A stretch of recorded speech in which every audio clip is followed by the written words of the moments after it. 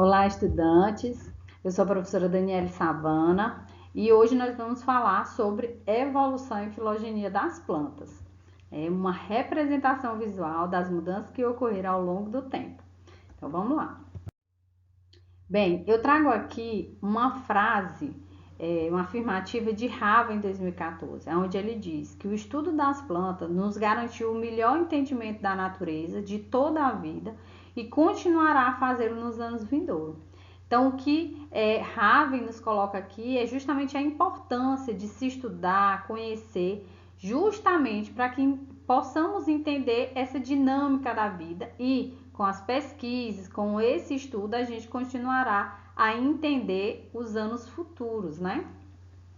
Bem, e antes de pensarmos nisso, né, vamos olhar essa diversidade, né, nessa imagem. Então, existe mais de 391 mil espécies catalogadas, né, identificadas, mas percebam, né, que a sua grande maioria dessa diversidade se encontra no grupo das angiospermas, correspondendo aí a quase 90% desses grupos, desse grupo, né, de toda as plantas terrestres. Bem, e antes de entrarmos no assunto, né, vamos a alguns questionamentos. Desde quais foram essas dificuldades que as plantas encontraram para invadir esses continentes, como essas plantas foram modificando esses aspectos climáticos e ambientais, e nesse processo de transição do mar e da terra, qual estruturas as plantas terrestres elas evoluíram para solucionar essas questões do ambiente, né? E aí fica aqui essa informação aí do lado. Aqui não esqueça, né? A vida teve essa origem no mar e esses organismos autotróficos eles se diversificaram nesses ambientes marinhos. Resultado justamente desse processo de evolução e adaptação foi que ocorreu essa invasão desse ambiente terrestre. Bem, então, olhando aqui esse cladograma das viridófitas, né, que são essas plantas verdes, que elas partem desses ancestrais, né, que aqui destaca-se as algas verdes, né, então, a partir desse ancestral comum aqui, esse grupo ele se divide em outros dois grupos, né? E aonde as plantas terrestres se destacam aqui, né? As embriófitas. E aí nós vamos ver mais à frente as características que levaram a essas plantas conquistarem esse ambiente. Bem, nós também vamos destacar aqui, com base em Rense, o conceito de evolução, que é o processo de alteração que tem transformado a vida na Terra desde os primórdios até a diversidade de organismos existentes na atualidade. Então, precisamos entender como se dá esse processo evolutivo. Então, são essas mudanças, né, desses indivíduos a qual pertence toda essa diversidade. E aqui a gente vai destacar as carófitas, né? Que são aí essas algas ancestrais mais próximas dessas plantas terrestres e que se diferenciam justamente por algumas situações dentro desse processo, desde esporos revestidos, gametângios, que passam a se diferenciarem as plantas terrestres desses ancestrais. E aqui a gente também colocou alguns pontos que foram barreiras, né? Que eram barreiras para para esse domínio, né? Desses indivíduos ao continente. Então, primeiro se pensar como essa estrutura dessas espécies vegetais iam lidar com o estresse, né? Da dessecação a partir do momento que estava ali em contato com o ar. Então, a perda de água para o ambiente, né? Que estruturas poderiam evoluir, ser modificadas para que isso não acontecesse. A diminuição dessa dependência da água e a proteção das estruturas reprodutivas para que esses indivíduos conseguissem propagar nesse ambiente. Então, diante, né, a gente vê essa exuberância aí colocada na imagem, então a diversidade vegetal. Então, lembrar que a partir desses protistas, né, fotossintetizantes, que são as algas verdes, surgem então essas plantas terrestres. Plantas essas que são multicelulares, eucarióticas, que apresentam seu núcleo ali individualizado, são autotróficas, fotossintetizantes, justamente produzem o seu próprio alimento. Suas paredes celulares são compostas de celulose, tornando ela ali mais rígida, né? E os cloroplastos, onde vai ter os pigmentos de clorofila fazendo e ajudando nesse processo de fotossíntese.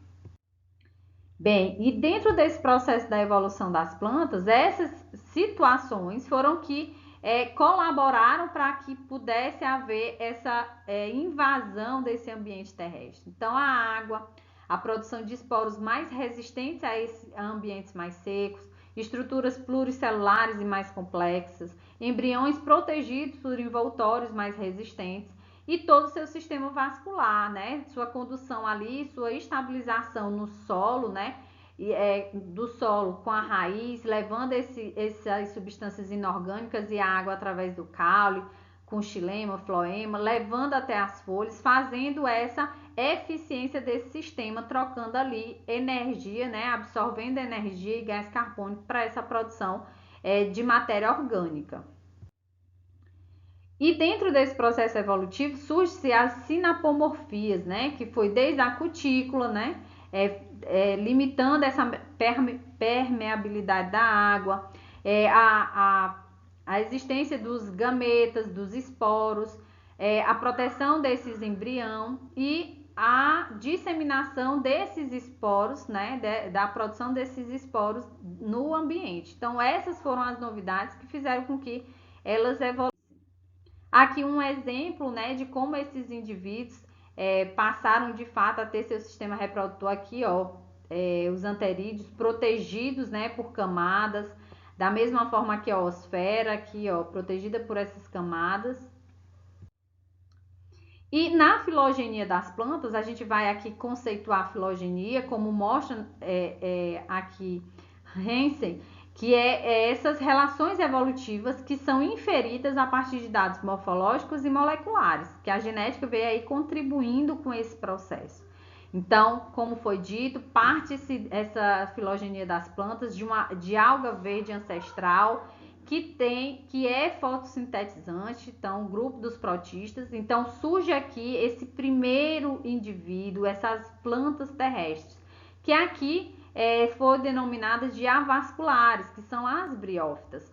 Briófitas essas divididas em filos, as hepáticas, musgos e antocéros, que tem como característica marcante ter seus gametófitos haploides em estágio duradouro, dominante ali nesse processo.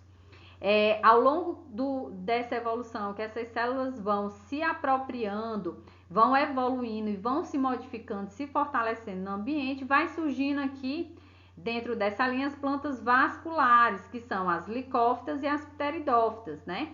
Então, essas plantas já passam a ter um sistema condutor dessa água e dessa matéria inorgânica para a evolução e desenvolvimento dessa planta bem melhor. E assim ela vai evoluindo, né? Então, nesse item 3, surge-se então as plantas com sementes.